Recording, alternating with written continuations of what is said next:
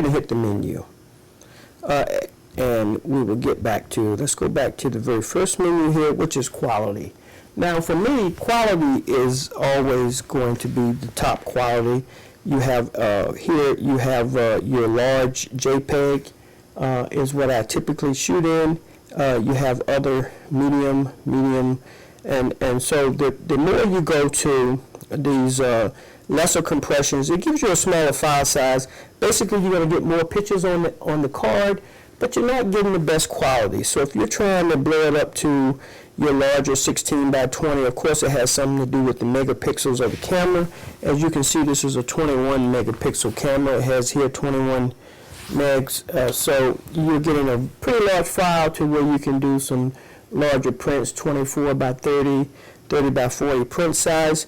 You also have the option to go into your RAW settings. On this particular model, the large JPEG, and there's a lot of controversy over that. The JPEG file, I tend to call it like a, let's say you were making a cake. The JPEG would be the finished cake, and the RAW file would be the cake and the ingredients. So if you want to go back and change your light settings or modify the file in some way, RAW file gives you a lot more latitude. And what I typically do, if something is being published, going to a printer or a publisher, I usually will shoot RAW, and that allows them to choose their own color space. For the most part, I shoot JPEG. JPEG does allow some modification of the file, and here you have, with this camera here, your dial here on the front up top there, you can change that, and you have different types of RAW that you can shoot to allow you.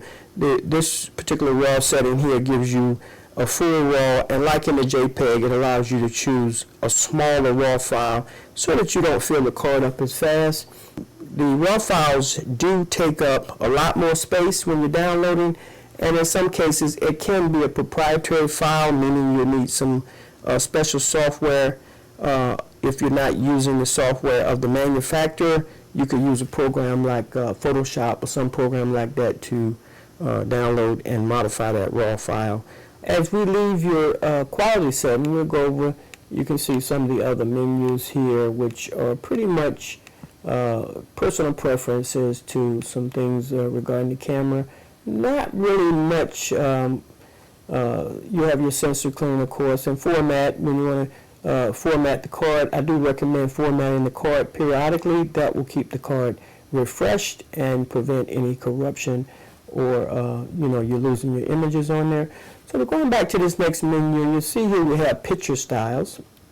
In picture styles, you have quite a few different settings here of types of photography presets or parameters. You have standard, portrait, landscape, and neutral, as well as faithful. And inside each of these, you have, let's go ahead and hit the info button here.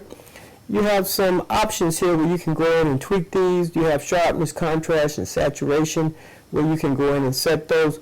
Those are pretty much going to be personal preference. Those are going to be some trial and error that you'll need to do to see which one of these presets that you would prefer. My personal preference is neutral and faithful. I use that often.